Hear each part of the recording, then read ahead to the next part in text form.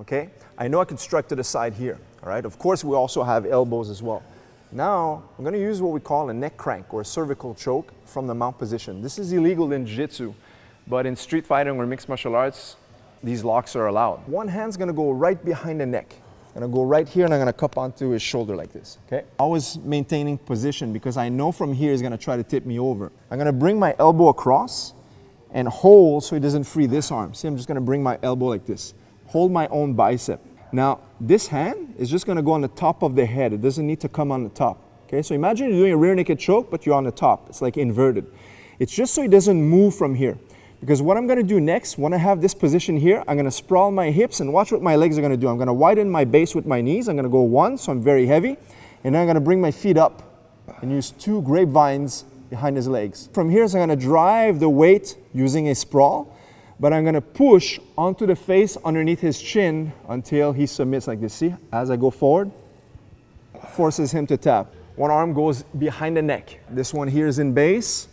I come over top because sometimes the arm is like this. We gotta make sure we bring the elbow across on top. I'm gonna hold my own bicep. I'm gonna bring my hand on the top of his head, just here, so he doesn't wiggle himself up.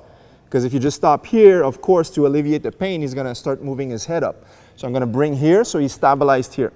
Now, I widen my knees. I bring my feet up to the sky, so I use 2 grapevines. He's hooked in, I can't get tipped over. And now from here, watch. I go 1, I put the blade of the wrist behind his neck, and now I start to drive forward like this, see?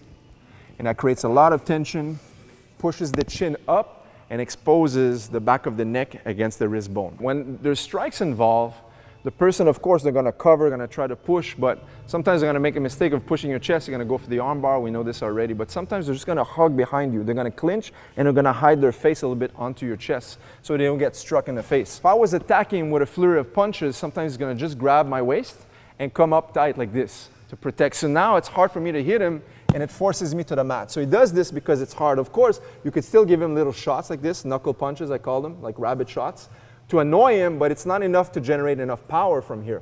So of course, now I have to try to break the grip. So when he's holding, keep holding, please. Yeah, like this, okay? Of course, we are not allowed to hit in the back of the head.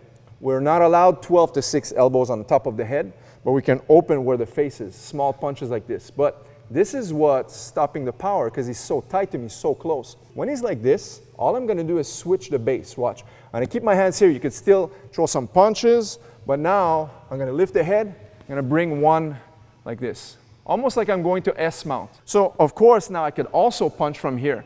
But the idea now is when I get to here, it gets so uncomfortable for him that now he's not gonna hold on to me anymore. He's gonna start to bring the hands in front of his face.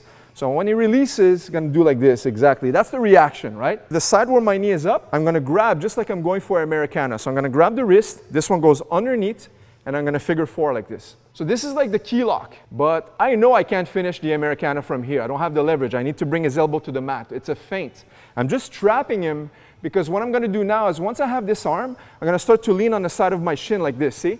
Like I'm gonna bring it to the mat. See what happens now? There's still tension. So when I go to this side, this arm is gonna follow through to try to protect that arm. That's the reaction we want. I'm working this, he extends this arm, I'm gonna keep bringing this leg over, and now I only release the top hand. I'm gonna have gloves and hand wraps, right? So I'm gonna be here, the top hand's gonna go here to this one here. As I post, this is my arm bar, okay?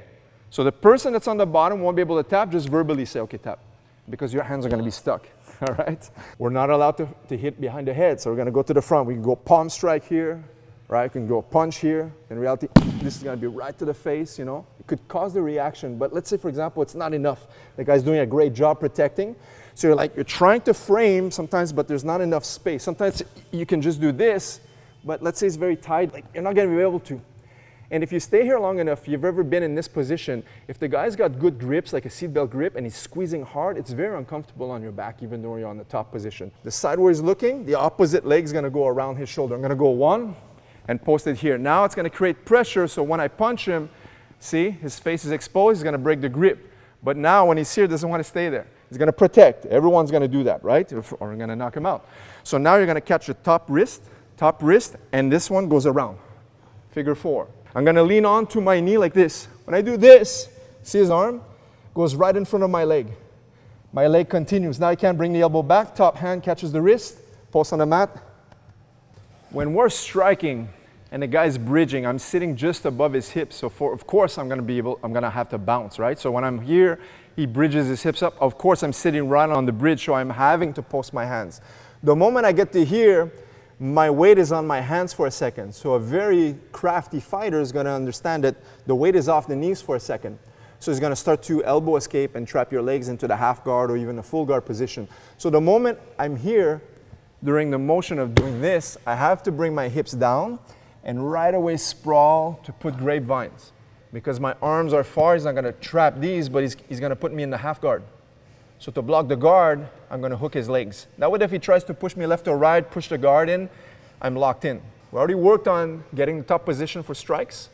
Now what's gonna happen is when I wanna retain my position, I'm gonna hold his head in place, I'm gonna climb one knee at a time, boom. Now I'm gonna get to here. A little bit higher, I'm more in the armpits, so you see how his elbows are flaring out? Now it's harder for him to defend. If he wants to defend, it's awkward. So what's gonna happen, he's gonna try to regain a better position from underneath the mount. So he's gonna try to wiggle, and he's gonna try to push my knees like this. That's what's gonna happen.